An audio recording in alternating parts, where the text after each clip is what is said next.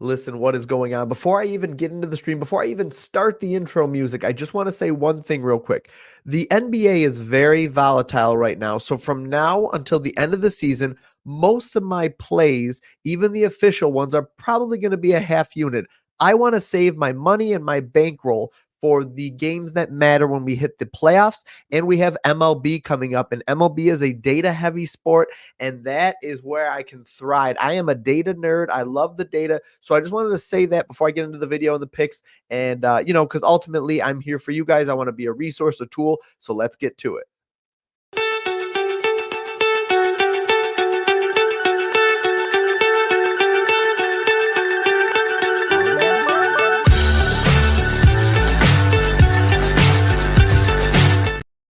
Now, if that music doesn't get you going, I don't know what will. Look at that. I'm back. If you caught my video this morning, I was a bit under the weather, and not even 16 hours later, it's like I'm a new man.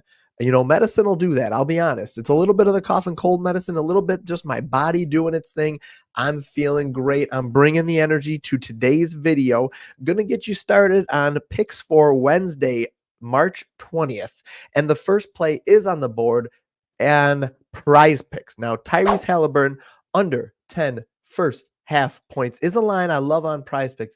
His minutes have been kind of consistent, playing about 17 first half minutes, but he is in a slump. My man Tyrese Halliburton is slumping. Now, he's been under in his last 5 games, 80% hit rate over his last 20, a 63% hit rate on the season on this line, even when he wasn't slumping. Now, I know he's had some injuries here and there and everything, but Tyrese Halliburton is a guy that can score, but he's more known for his assists, his passing, his court vision.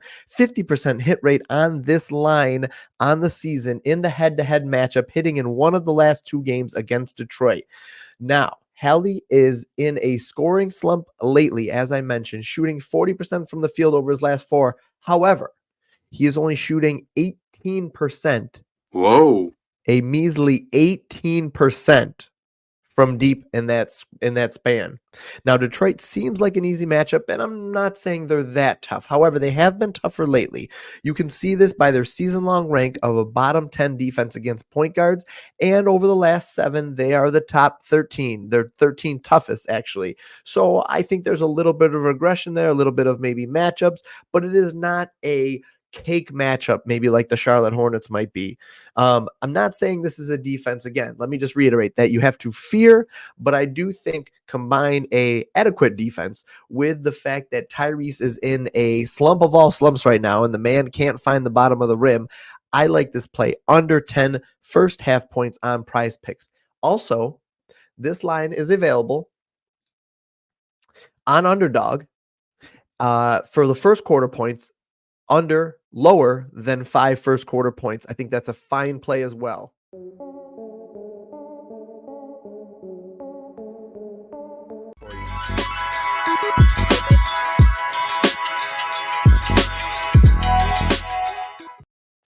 Yes, these plays are up in the air. There's a couple of leans, a couple of plays I'm not entirely sold on yet, but I'm interested and I'm going to research it a little bit more. So I want to get this out there to you. It might be dependent on some injury news that we don't have yet. It's early. I'm going to put this video out the night before the slate. So I'm going to give you some leans here, some things I'm going to be looking at throughout the course of the day tomorrow and, on Wednesday throughout the course of the day. But I wanted to put some things out there for you to think about and just, some lines that have caught my eye.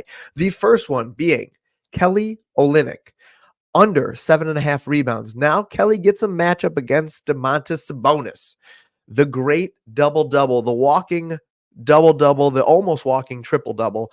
And he has been under this line in 6 of his last 8 games. Surprisingly, Sacramento's defense isn't as strong as you would think as far as allowing rebounds to the opposing centers, allowing the 11th most in the league at 12.3 per game. However, Olynyk's minutes are consistent on the season, pretty much 27 across the board. Occasionally he'll creep up into the 30 or 34 range. He has a tendency to potentially get up into the 4 and 5 fouls range, which I'll be watching that. That'll only help what we're betting here. And his rebound chances are pretty steady at 10.4 per game over his last 10. Some games he has higher numbers, 17, and he got 10 rebounds in that game.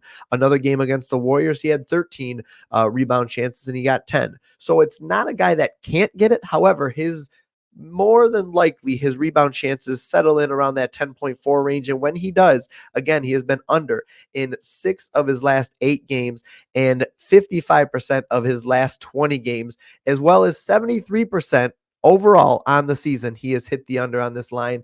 I expect that to continue in this game. All right, another lean I'm having right now is to Josh Giddey, and I really want to pull the trigger on this one. Josh Giddey over 17 and a half points and rebounds. I think the points are an interesting and fine option here. He's been over in 4 of his last 5 games, averaging, let's see, just about 15 per game, and this line set at 11 and a half right now at a minus 117 now. But I'm looking at the points and rebounds. I think it's a little bit sweeter line. He's been over in 5 of his last 5 games. The minutes aren't great, and that's really the only thing holding me back from making this an official pick. He's exceeded this line in 6 straight games at home, averaging 21.5 points and rebounds over that stretch. His rebound chances are kind of steady at 9.4 over the last 5, with some higher games at 12 and 13, and then a couple of lower games at only 4 rebound chances that he still went over his points and rebounds prop thanks to the scoring against Dallas.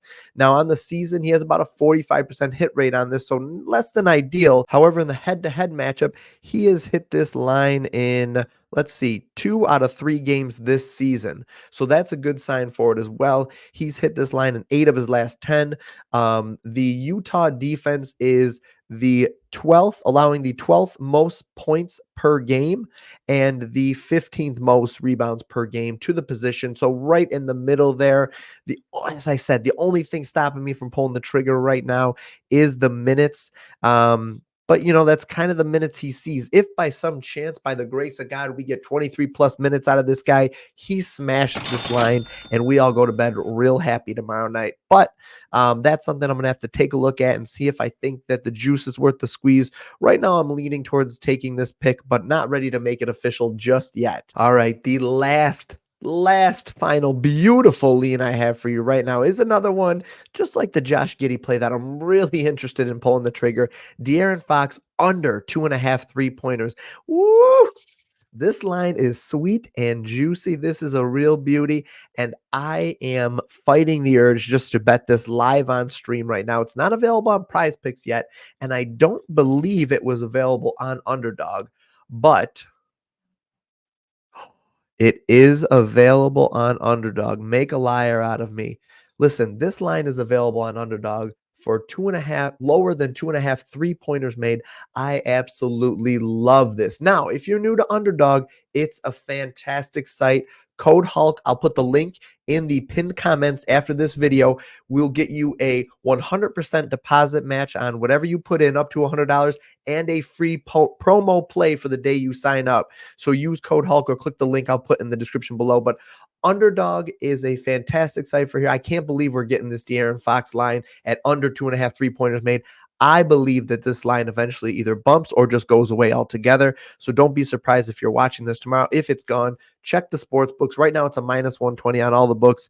He has hit the under in 8 of his last 10 games. He has a 75% hit rate on this line to the under in the last 20 and a 53% hit rate on the season in this line. De'Aaron Fox is just not a guy that attempts a lot of threes a game, shoots 31%, which isn't terrible. It's not great. But again, as I said, just the attempts aren't there, averaging 6.2 3-point attempts over the last 10 games. I like the under. I think it could be a little sweaty. Probably finishes at 2 is my guess, but I think this line is a safe play to the under. Now, if you watched my video this morning, I talked about how I wanted to look at PrizePicks and maybe get into some of the popular plays. However, At the time I'm posting this, there aren't any popular plays yet right now. We are getting to these lines before they've moved, before they're manipulated, before the bets have come in, and we are smashing fantastic value with this stream. And that's why I've been trying to do this. I'm going to be trying to put out these videos at this time every single day. So keep an eye out for these videos. Unfortunately, as I said, I can't look at the PrizePicks lines because they're not there yet, but I will be taking a look at those whenever they are available. Do me a favor, please like the video. All right. That's the only way I'm going to grow. It's the only way I can keep doing this kind of content. Leave a comment. Let me know what you like. Let me know what you didn't like. Tell me my hair looks good. Tell me my face looks good. Tell me you're glad I'm not dying, because I thought this morning I might die. I was congested. I was beat up. Listen, I appreciate you guys. I won't rant and tell you how sick I was this morning, but just know that I had my flu game, and look at me tonight. The same day. Can you even believe it's the same day? Like I'm on 5-hour energy or something, just ready to go. I'm feeling good about this slate. I like the leans we have. I feel like we're getting good value on this video, and I hope you appreciate it. And I hope you like the style of the video. I'm going to be doing some live streams still. Don't worry, they're not going away. But reach out to me on here, comment on the video. I want to hear your feedback, and I will catch you tomorrow.